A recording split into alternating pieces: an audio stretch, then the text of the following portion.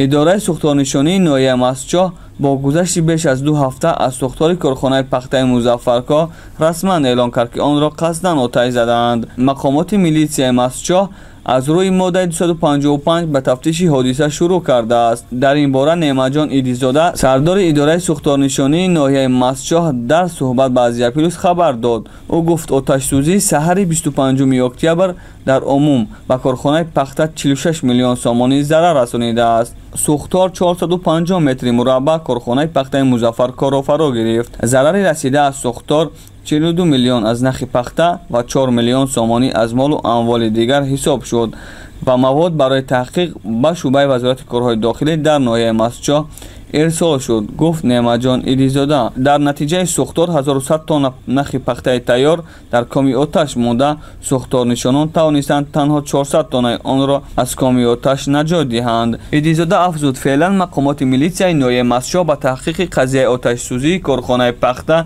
شروع کرده است و گناهکاران این حادثه را این نهاد مشخص میکند. هرچند مقامات ناحیه مسجد به طور رسمی نمیگویند که چه کسی در این حادثه گمانبر دانسته می شود، اما یک منبع از مقامات قدرتی این ناحیه میگوید که هنوز بعد چند روز حادثه صاحب این کارخانه به حکومت مراجعت کرده است که برایش سبکی ها دهند.